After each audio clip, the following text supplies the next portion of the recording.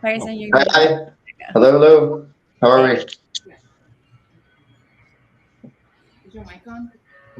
Brilliant. Gordon and Shirin and Nanda, I'm going to let you guys kind of introduce yourself. So if you guys want to go first, maybe Gordon, you can go first, and just chat a bit about who you are, the type of artist you are, and an artist that inspires you. Oh, sure. My name's Gordon Cheung. I'm a multimedia artist, and I've always been interested in digital space. And when I was at St. Martin's in from 94 to 98, it was the digital and communications revolution. And I really wanted to reflect on that space. And so a lot of my work started to begin to use the stock listings of the Financial Times as a metaphor of this new information world that we all exist in. And it's something that I've always been interested in because of the global reach. And so searching for sort of mythological signs within it to try and capture a sense of our modernity. And that led to an interest in looking at geopolitics and the histories of our time. So when the dot-com crash occurred, followed by the Millennium Bug, and then the 2001 War on Terror to the 2008 financial crisis, which then led to the development of Bitcoin around 2009, and I got very interested in that as a form of disruptive technology of our more recent history. And so I've always been interested in these kind of disruptive technologies and searched for ways to capture that by looking at traditional forms of art and bringing it up to date to in a way express what it means to to reflect on our human condition with these sorts of new technologies. And so I'd use obviously painting, sculpture, installation, and video in my work. And some of these works, use the traditional genre of landscape painting, often using Google Earth imagery of cities, particularly in recent work about the rise of China. And these window sculptures, for example, that you see here are made from newspaper. And then I'll also make augmented reality murals. So I'm very much interested in using digital technology as part of my work, as a medium of what I feel is part of our modern space. This was a collaboration between me and Shepard Fairey as well. So this is my studio. Behind me, you can see my studio as well. And how are you using blockchain right now? Like, are you using it, and how are you using it? Oh well, this is the first NFT that I made over during the bubble, of all of the NFT craze that was going on, and I wanted to try. I didn't want to release a big body of NFTs with the fear of missing out during that time. So I've been sort of building a collection, waiting until it's right and ready before releasing properly.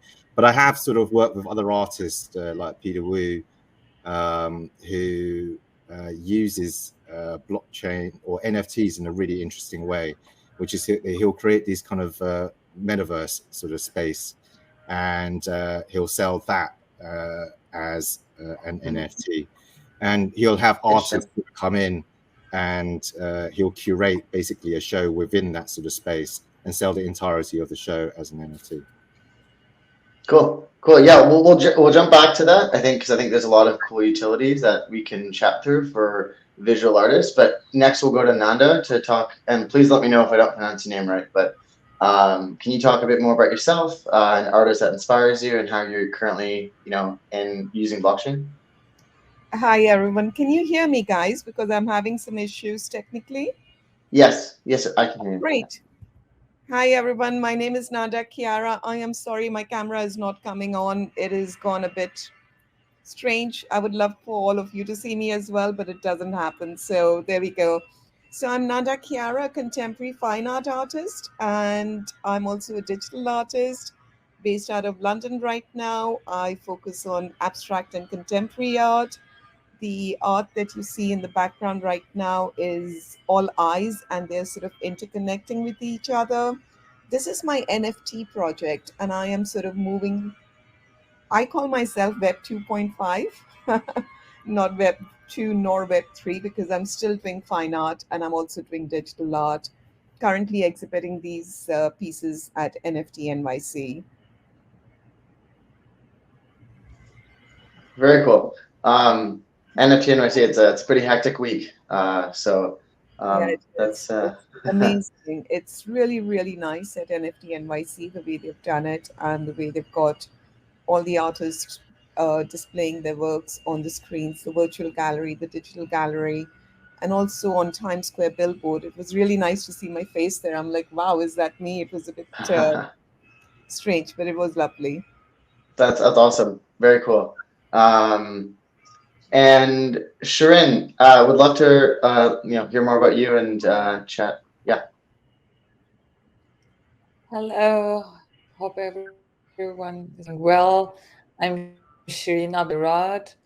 Uh, are you going to share this file or I'm going to share it? I don't know. Let me pull this out. It's up there. So uh, Okay, yes. Okay, because I don't have an access to. Okay, as we talk, maybe somebody will change it because. yeah, I think Okay, somebody will do it for you. okay, thank you. So I'm visual artist, Iranian visual artist based now in Michigan. I usually work with mirrors, reflection, and I love to create illusion and use a mirror as a magic to create a magic.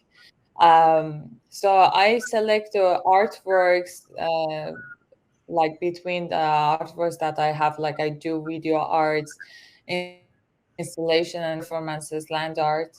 I choose to show you some installation art or land art, which I did in Iran or in other countries, and when I was alone, I didn't have any audience.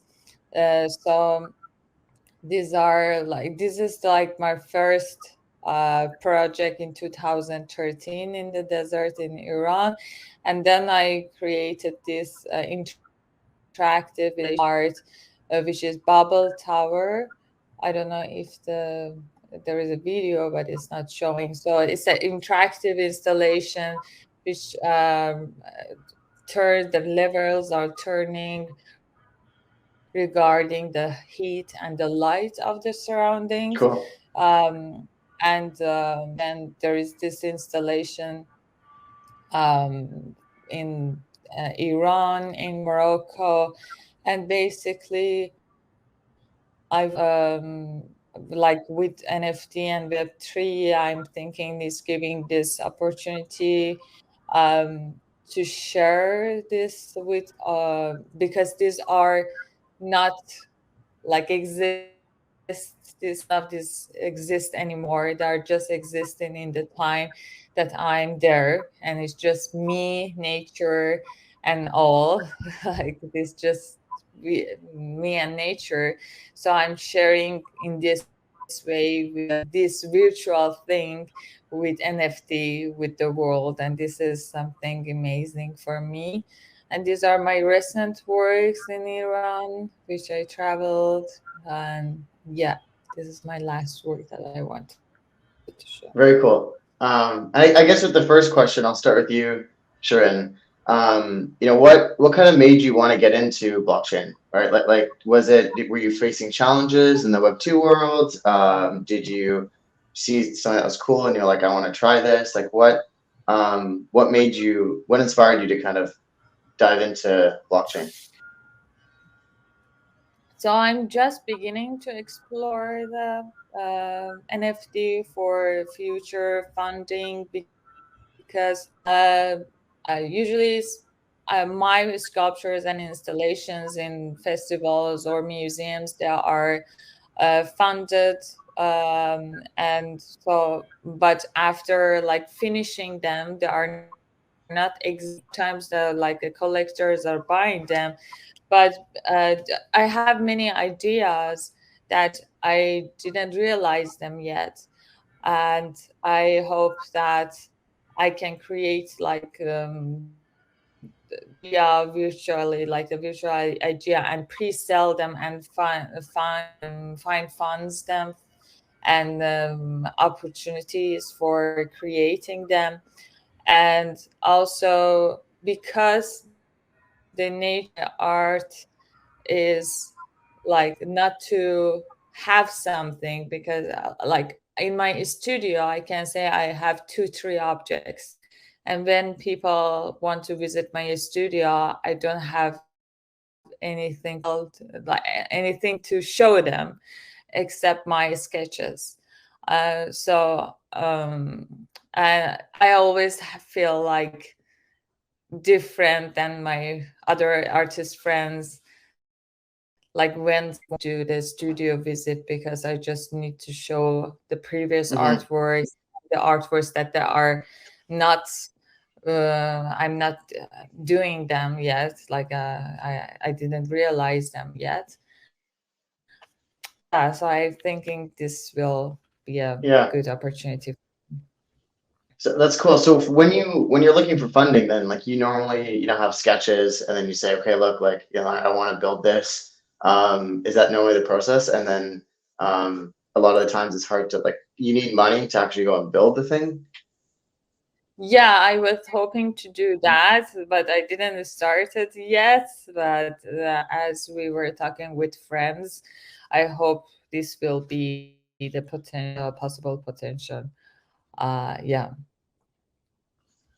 Very cool. I guess Gordon and Nanda, like, are you guys thinking about financing in that same way? Like, does it work the same in your world, where you need to you have like some sort of prototype, and then you go to like an investor or someone like that, and then you have to kind of, in the current Web2 world, you have to convince them that, hey, like, this is going to make money. Like, how do you guys normally fund your projects? I am very much in the same boat as Shirin, where we find it difficult to raise funding over here. In the traditional world, historically, the galleries used to be funding the artists. They would give them a stipend. So let's say £20,000 for the year to survive and to go on. And when the collection was released at the end of the year, this is how it's been working since Renaissance. The patrons and the galleries and so on give you the money up front to survive for the year, and then you go and present it. And then from the sales, the galleries then keep a bigger percentage in chunks. So they would keep 50%, 60%. What the galleries have done now is taken the stipend off that they used to give the artist beforehand. And now they just say on sales, you will get XYZ. So it is much more challenging for artists to go and find that sort of funding. In the web Oh, interesting. Wow. space, So you don't get any money up front to like go and do it. no, It's no. only based off the share revenue. Wow. Okay. All the galleries Wow. have shrunk. And if you see an artist, I'm sure Gordon and Shireen will agree with me, if you sell something for $100,000, for example, by the time you pay for the shipping, you pay for the transportation, you pay for everything, the artist would most probably get 20 to 30% net. So that's the way. So they might get Oh, 20 okay. for the full 100K sales. Right. Traditionally, since Renaissance, there have been patrons, there have been lovers of art, there have been people supporting. And being a female as well, Harrison, as you know, we have written out of the books in art history. If you go and see Renaissance, I mean, we are there, women are there, but we are the muses because we look beautiful and we look whatever, and that is how they've done it, but they haven't sort of put us as artists. Female artists weren't allowed to historically and traditionally even exhibit or work in art since we started maybe later in the 16th century, late 16th century. That's when we started getting recognition. So we have like lots of centuries to catch up on and to reach to the next stage. There are some galleries that still support artists and they give them upfront. but they are very far and few. The traditional gallery model has disappeared. And in Web3, what I'm finding in terms of art funding and raising art, I've done a full series on the UN sustainability goals, UN 17 SDG goals, Nice. Yep. which I would really like to present. And I'm creating that all digitally. And I want to have like the 17 SDGs. And then I want to have the eyes that you see over here in this image that I put up. And then create the 17. So it would be education, it would be mentoring, it would be wellness, it would be poverty, hunger, solar panels, and so on. And from there, raise funds, which we could then sort of give to these and build utility where we can give to them. But we can't give to the community till we empower ourselves as well as artists. And for that, in the Web3 world, there are incubators like Tezos. And then there are lots of art incubators and art VCs that have this incubation program that you go through. So I'm trying to apply for them. I won an award with Tezos for $1,000 or $2,000 in Lisbon. And they really liked my project on sustainability. So I need to explore it more. Algorand has got a fund, but getting to these funds, you need to know how to apply. You need to know how to go about it. So if funding is what we are talking about, it is a challenge. It is not easy. What do you think? So like these funds and stuff, like what do you think they care about the most? Like are they looking for, like audience? Are they looking for like the ability to make their money back? Like when you talk to them, like what is it that they truly care about? They care about multiple things. A, do they like the art, first and foremost? B, what is the future value going to be? C, the current NFT markets are really down, so everyone is quite skeptical right now on how to grow. But the models that are working the most, Harrison, in my mind, is the one where you've got a $10 to $20, $40 monthly subscription to a platform where you're giving NFTs, and then that is the way the subscription and community models is what is growing the most, because it requires less funding.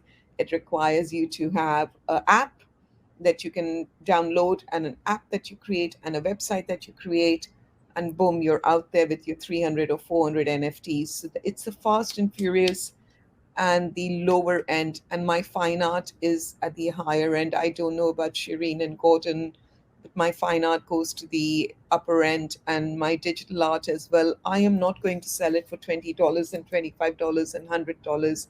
It's just like devaluing myself, and it makes me, Absolutely.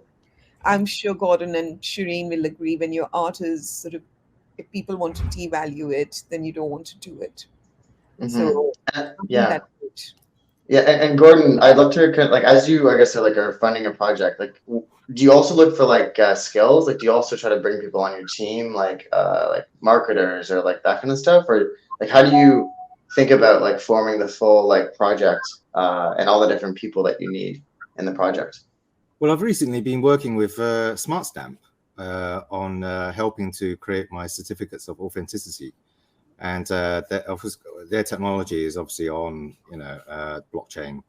And to me, the most exciting thing about all of this is it feels like as though this is the future, and that's why I'm invested into it as well, and want to adopt, this technology into, my professionalism, as an artist. And then there are other sort of companies like Arcual, who's creating smart contracts, for the art world. I think they're collaborating with Art Basel, to achieve this. So basically creating contracts that are on the blockchain, for the commercial art world and clients. And so, I feel like as though, this space that's opening up for us is creating, a lot of opportunities. So even in terms of just from the point of view of being just an artist, being able to sell your work as NFTs as another platform, outside of the traditional sort of commercial art world, I think is extremely positive and a great sort of like, way of like creating a revenue stream or the opportunity to do so.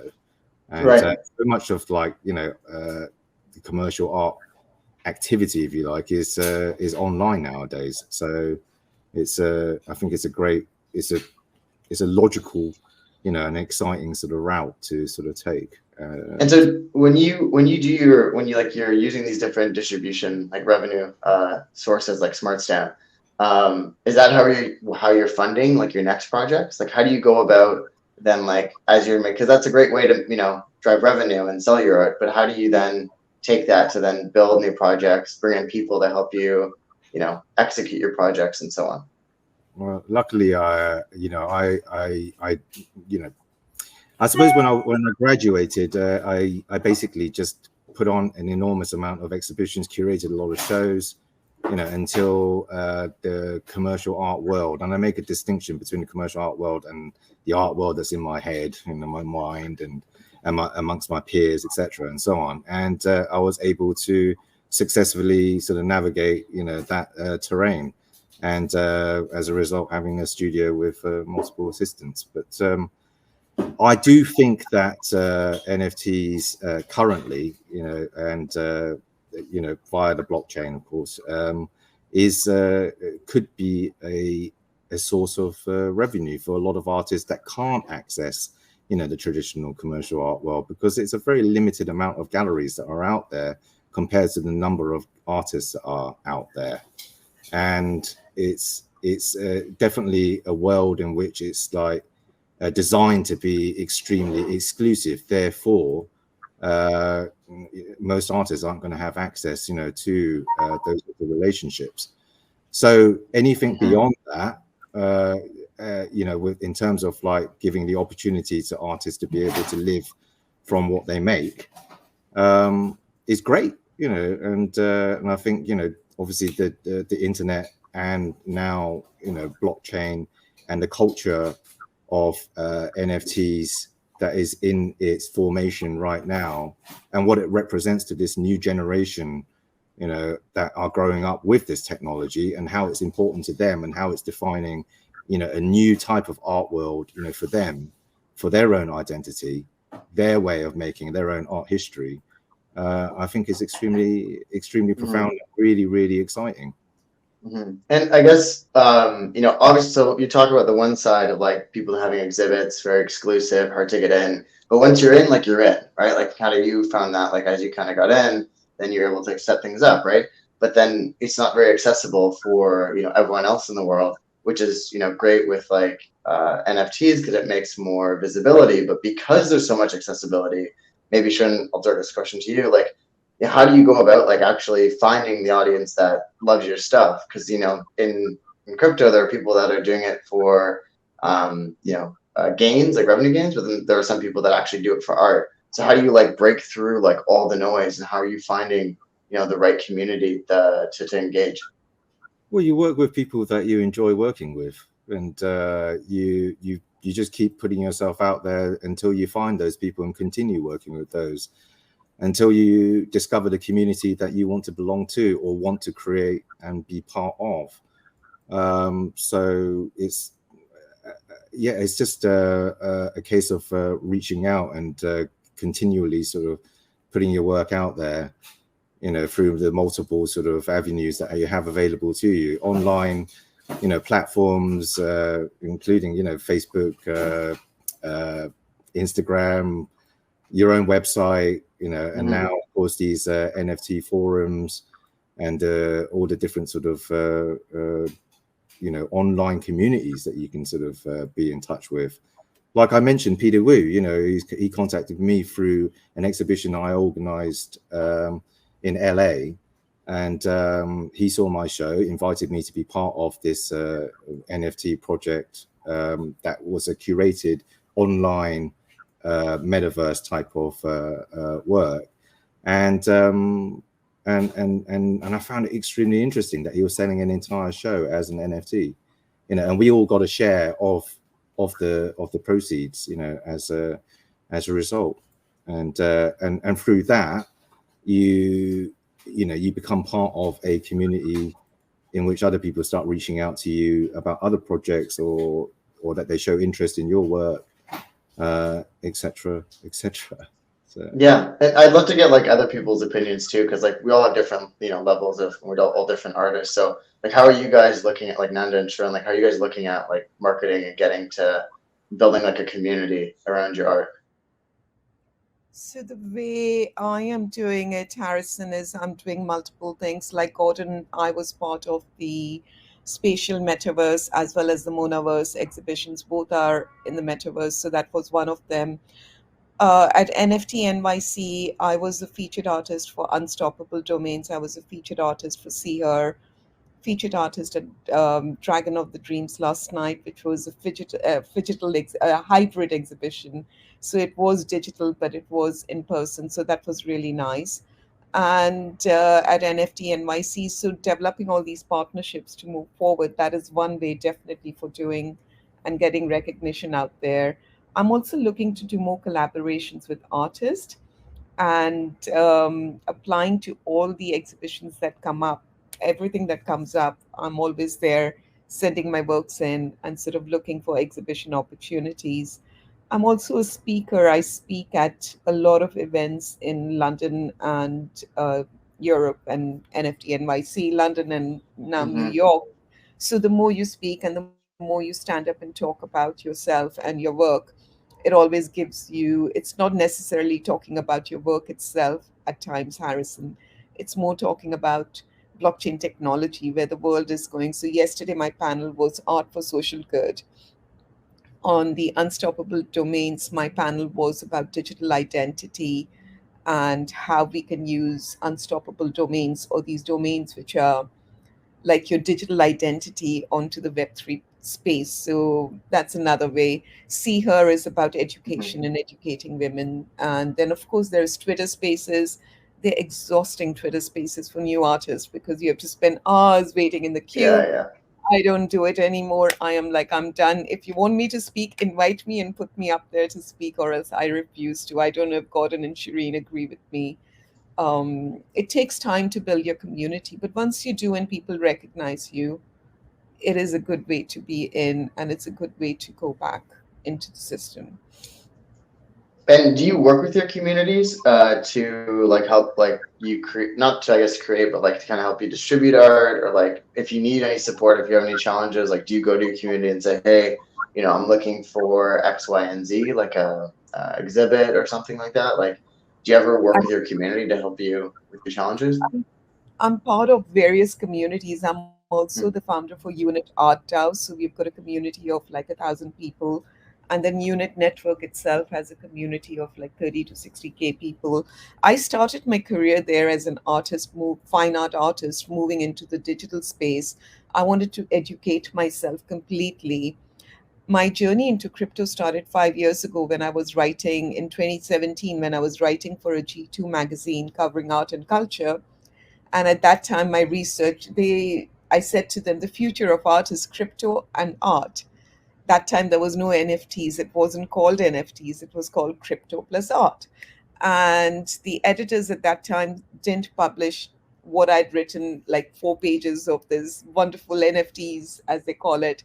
They wrote everything else that they published everything else I wrote about Sotheby's, Christie's, Bonhams, and da da da da da. So that's how I started. And from there, I went and educated myself. I've got a master's certificate in blockchain and Web3 technology. Without that, I don't think I could have understood how to enter this whole community. So, education is very important, and understanding the new thing now, for example, is semi fungible tokens. Now, I need to go and educate myself because it's under ERC 3525. It's Yeah, like yeah. something that I need to educate myself. I understand 721 and the 1155, and now there is a new sort of token. And of course, we've got AI coming on as well, and people need to think about what they're going to do with AI. I personally am not a big fan of AI art because I don't believe that is art. I like to still touch the canvas. So either I touch it with my fingers or with my brush on the screen, or else on my canvas. I will not just do digital art without being able to touch the colors and add my own footprint into it or my handprint into it. So there are a lot of challenges, Harrison. I hope I've answered the question. I've sort of gone on a little bit with different questions. No, that's great. And I'm with you there. I think people will continue to buy like the art based off of like the person and the fact they vibe with the person and their shared values, more than like, you know, seeing a piece of art on like Midjourney or something. So that'll be a nice separate topic of AI. I mean, one more way of with the community like Museum Week, who's invited me today with yourselves to speak. What I did was a partnership with them, and I said 50% of the proceeds would go to when we exhibited at UNESCO Paris HQ last November. 50% of the proceeds would go to the causes. So that is another way that you can work on partnerships. So the old gallery model where the galleries are taking 50% and 70% in Web2 space is now coming into the Web3 space as well. We just need to be aware of how to do it. Nifty Gateway, I did one. The curators, I can't even remember what the split was. I think it was 30%. So the old models are coming back in now. The Web2 to Web3 transition is happening with galleries. Yeah, absolutely. And Sharon, maybe you can dive more into your community as well and like how you're working with them to help your projects move forward, to like distribute your art, to help you like move forward as an artist. You're on mute. You're on mute.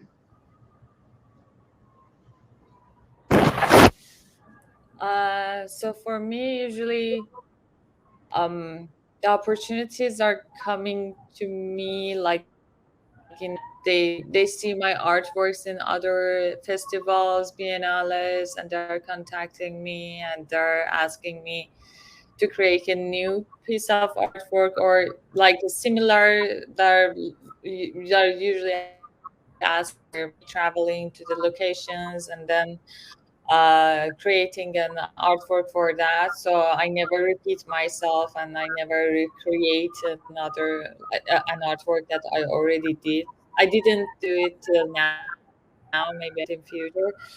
And um, then and also I think the social media is a lot.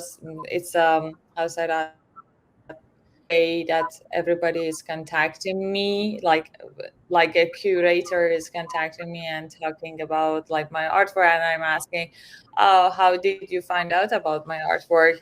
And even though there are like other, like usually say it's like Instagram, I don't know, usually Instagram.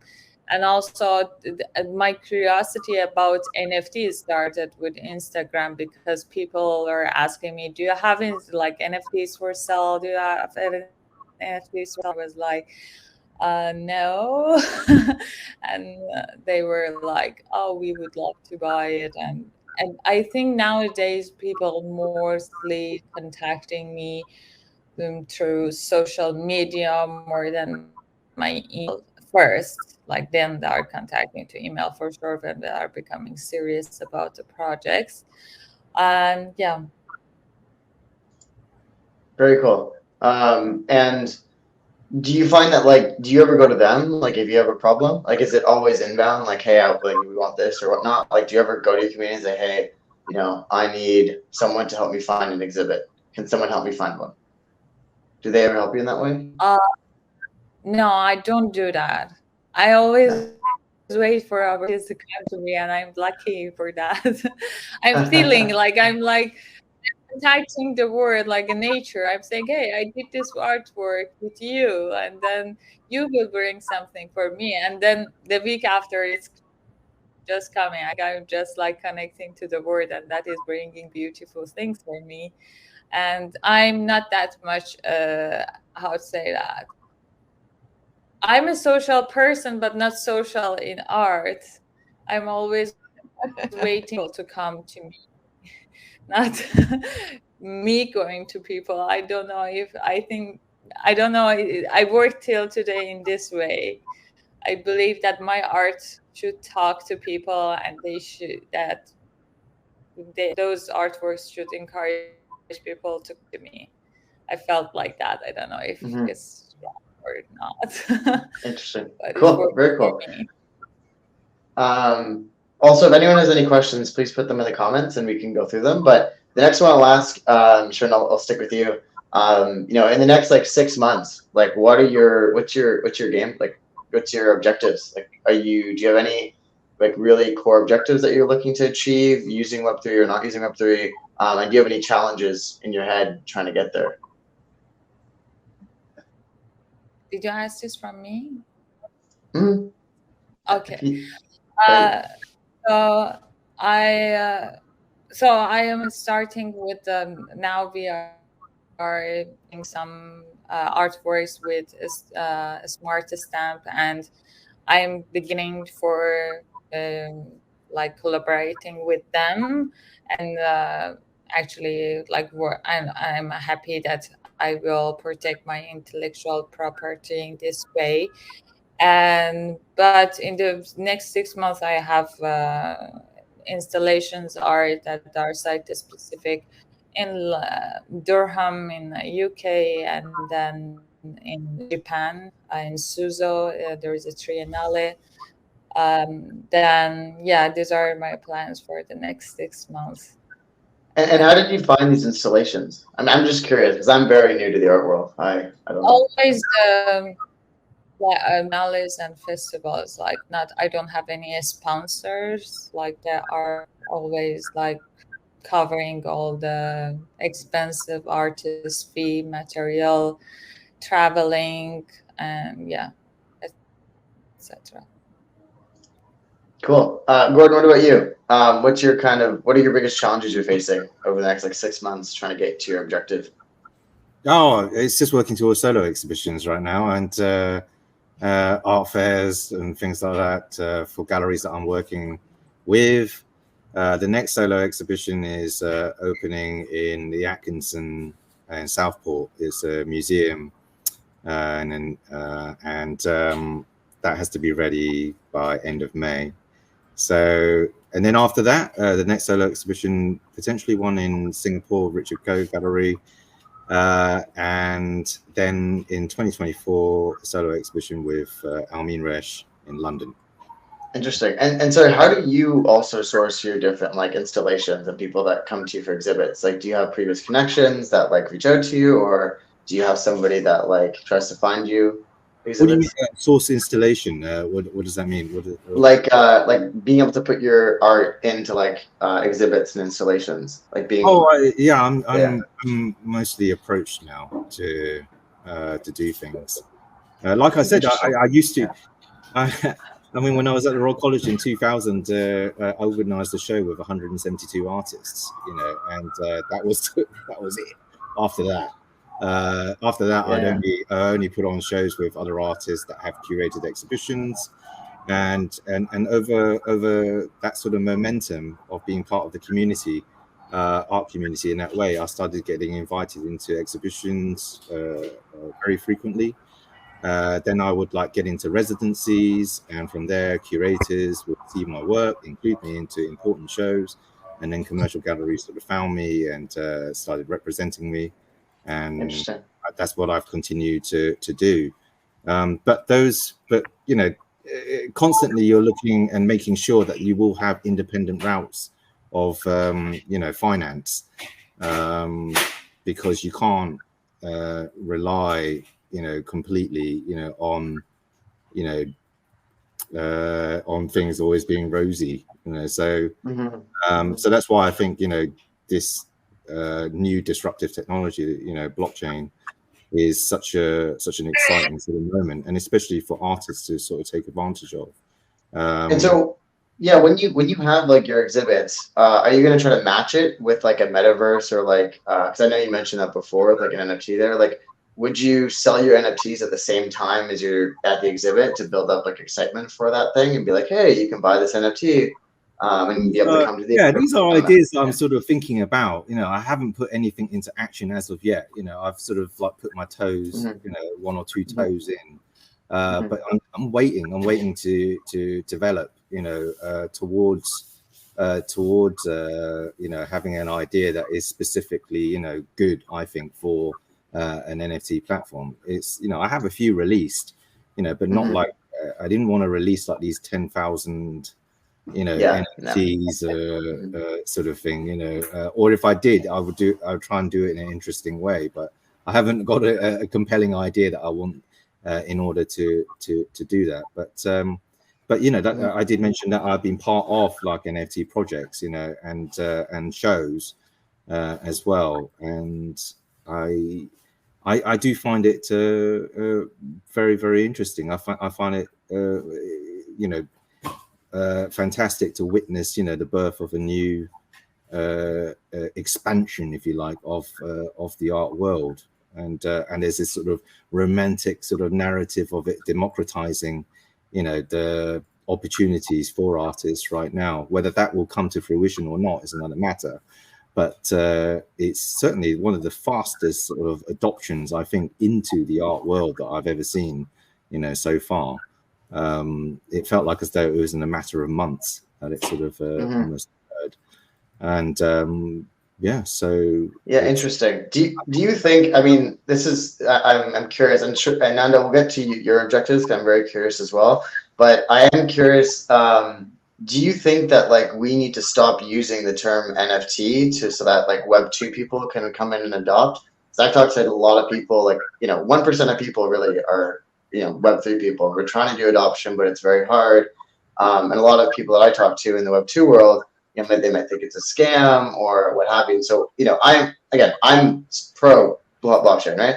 But yeah. I'm very curious, and I'm talking to a lot of people. But do you remember like when the internet first came out? Yeah, the .com. It's a great parallel. Do you remember like it was a flash in the pan? It's never gonna, it won't ever be adopted. It's useless technology. And if you look at like the stocks of the .com sort of companies as well, they crashed like 97%. And those that survived have come on to become, the major industry players, the biggest companies in the world. But I think that parallel works though with like blockchain with the .com bubble. But when we're talking about like NFTs and using that terminology, it scares a lot of people, especially now. My point about saying that was that every new technology is scary at the beginning and stuff, and whether NFTs will stick or not is another matter. There was a period of time when people were calling art the artworks as NFTs and so on, like as if it was a genre in itself. I see it as a platform at the moment. But if collectively, like globally or so on, that people start seeing it as a form of art, a genre in itself, yet to be defined, but if that happens, then so be it. It's kind of like, but it's been very quickly adopted, I would say. And yes, there's been a lot of speculative sort of bubbles around it, but it's staying, it's here to stay, and it's been, like I said, auction houses were some of the first to sort of like quickly sort of like swoop in, and cash in on a lot of the bubbles that were a fear of missing out and so on at the time. But I don't see it going away. It's not. So whether people like get it or not is up to them, whether they want to get up to speed. And I guess it doesn't really matter. It's more about the fact that it exists, and it's here to stay. Right. And Nanda, I guess, how do you see the concept of like NFTs being just like a separate like genre for people to, explore and utilize or get into this particular type of art? I don't know. I mean, it's almost like a sort of convergent point of like what digital art was already, and video art, animations. It's given validity, to, those forms of art and into this umbrella term of like potentially, just because it's on a blockchain, can be therefore called an NFT. It's but it's digital art. Animation is it's given more validity to sort of generative art, for example. Things that have sat in like the subcultures of the art world. And so it's given light, to I think the lesser known sort of like forms of art. Via this big fear of FOMOing of like buying NFTs as identity sort of badges on Twitter and whatever else, you know, but those are important human experiences. You know, people want to show off how much money they've got. So one way of doing that is buying an ape JPEG, you know, and that's just you know, just one aspect, you know, of it.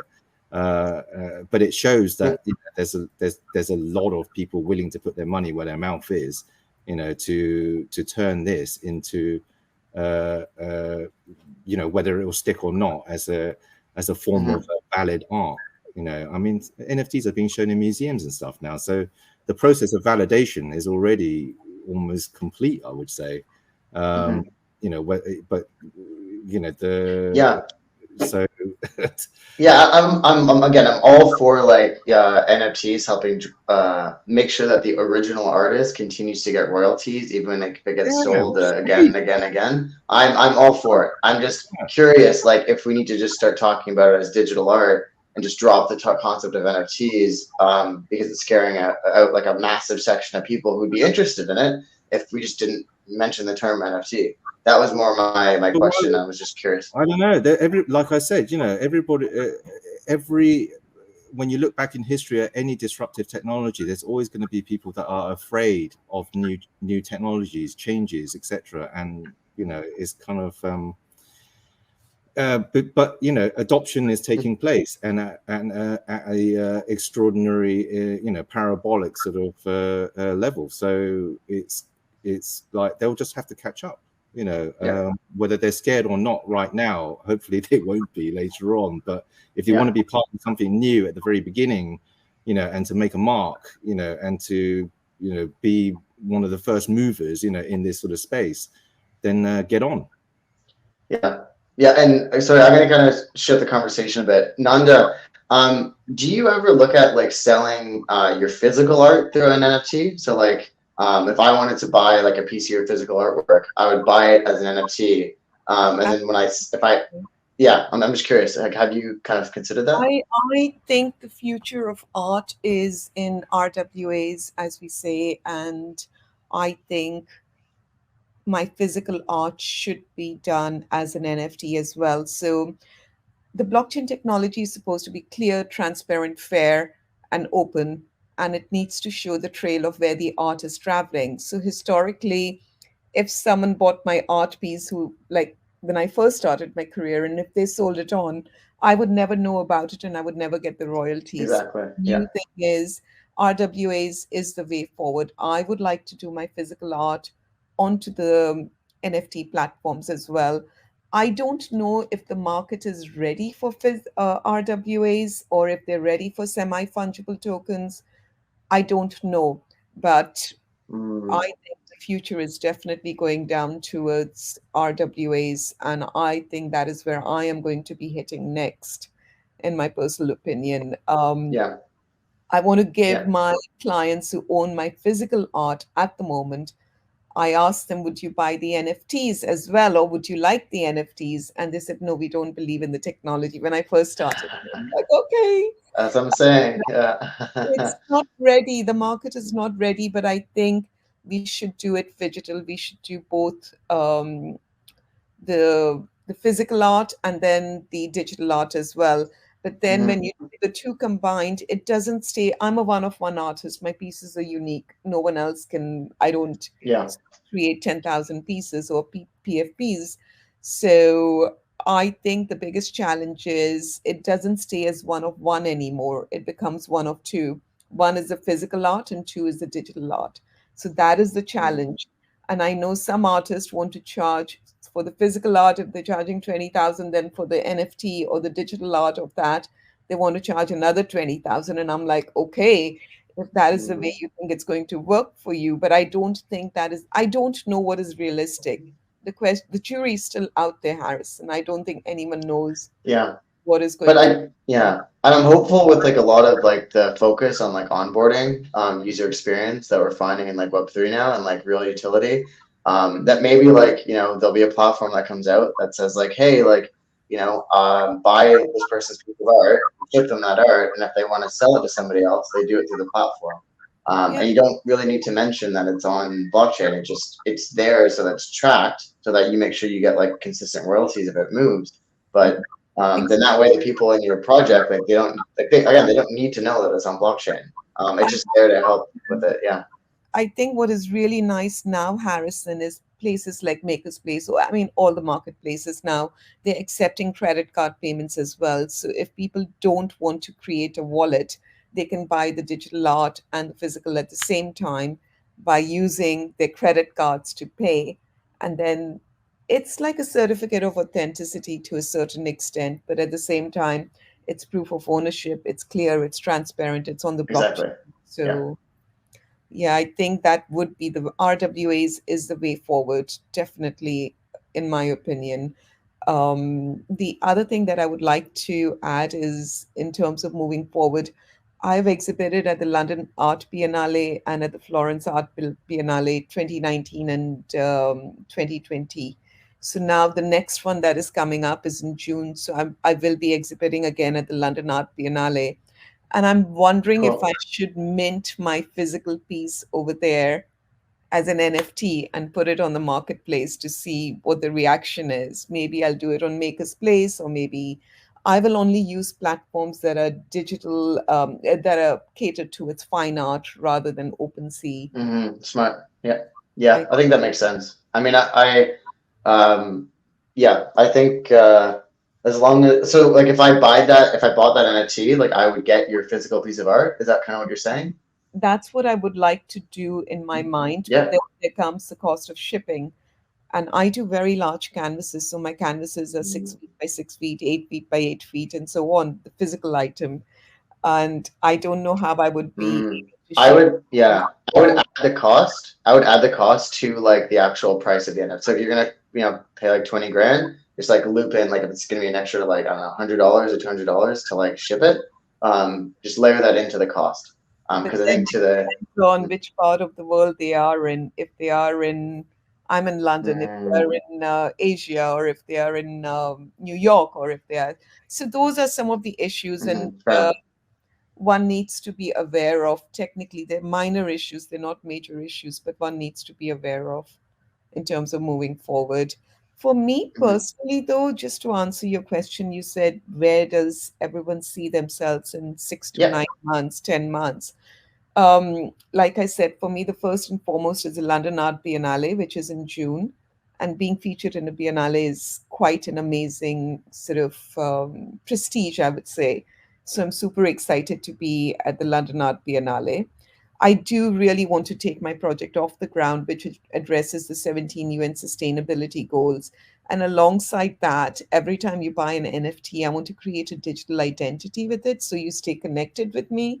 When I say digital identity, I would do some merchandise with it, like a dress or a bag or a travel case or something. And there is a little barcode that scans it. So you become part of my community, but you also become part of the whole bigger community.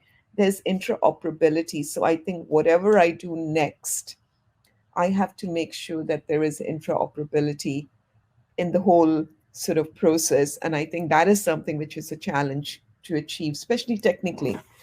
Um, I'm an artist, I'm not a technical person. I'm trying to learn and I understand strategy, which is really good, like Shirin and Gordon, most probably. But executing the technical knowledge is something that I think I need help with Mhm. as well. Mhm. And I guess like when you're thinking about executing the tech, like are you looking to find like a developer then? Like would that be helpful or like how I like think I yeah. need a full team, and that is where I want to take my next project. And I think I'm going to work, I will be working on it for the next 6 months. And I've Mhm. got an exhibition coming up in India as well. So I need to focus on that in November and another one in Kuwait. So I need to complete those two exhibitions. But my biggest sort of challenge is to work on these NFTs and sort of on the digital side of it, create merchandise with it. But that merchandise, once it circulates, everyone becomes part of that same community.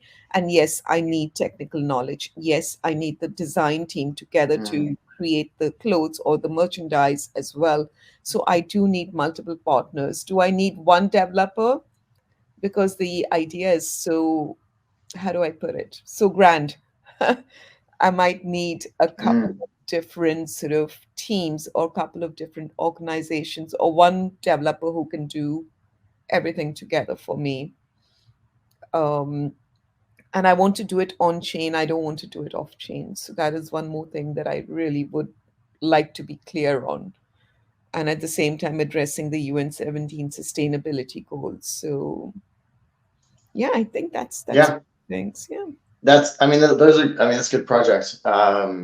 Yeah, basically, like I forgot to do my introduction, but what we do is we help creative projects come together and make sure that whoever contributes to the projects gets accurately compensated with like perks or revenue. So if people contribute money or part of your team or what have you. So if you guys have projects, let me know. We're always working on different types of projects.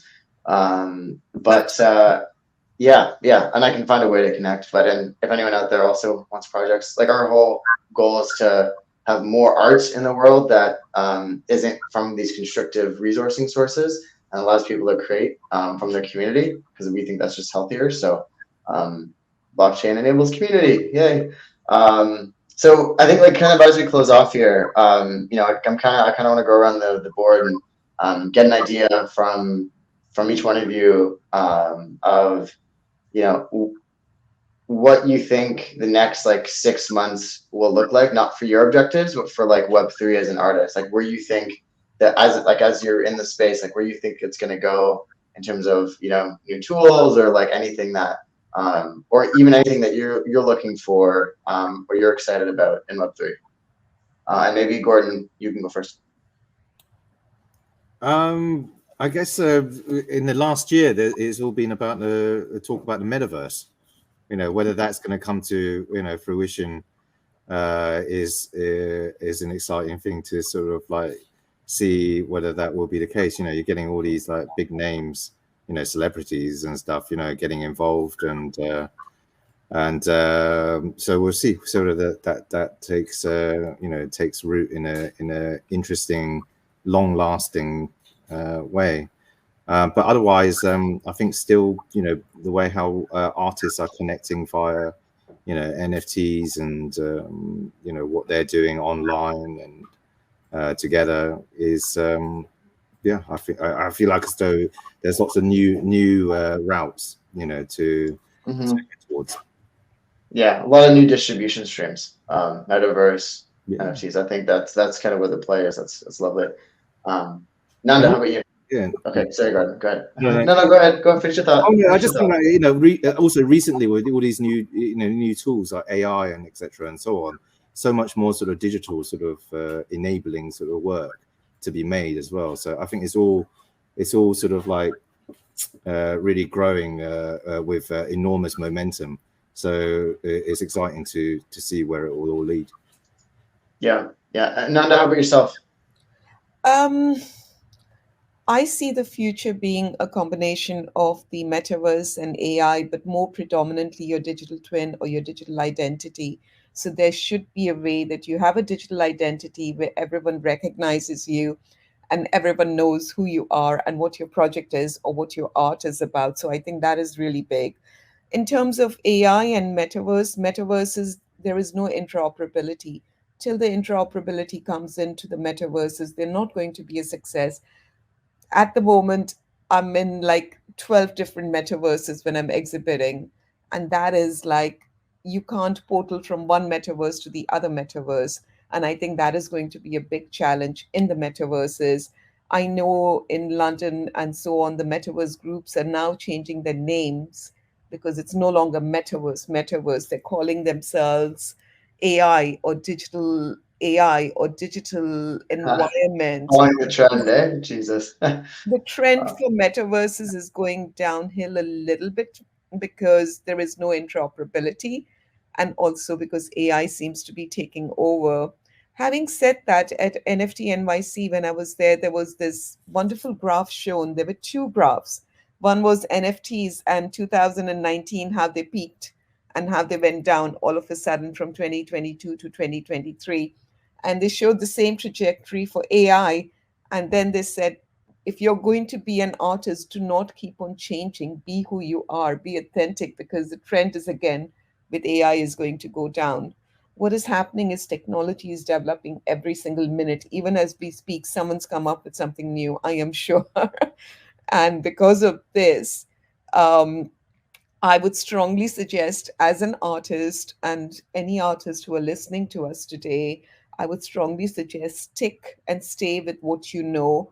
Add the other new elements like metaverse and AI and digital identity, but do not change your own art or your own identity. And I would also say one more thing to artists out there for the future: be honest and be frank. There are so many Twitter spaces when AI came out that the artist said, "We are not going to say that we have used AI." I'm like, if you've used AI, declare it. If you haven't, that's also fine, but just declare it. So I think that is something that we, Absolutely. as an Yeah. artist community, the whole Web3 is about being open, transparent, clear, and everyone can access. So I think this is an important part that is necessary moving forward. So it's going to be a combination, in my mind, to summarize: metaverse, AI, metaverse if there is interoperability, AI, you can use AI, but AI and metaverse together are a very powerful sort of tool. And then it comes to Mhm. digital identity. If you can be a very clear digital identity, and when I say digital identity, you have all your assets under one domain, like an ENS domain or something where people just know who you are. That's what I mean moving forward. I think those are some of the things I feel is coming up in the next few months. Mhm. It's a lot. It's Shirin, how about yourself?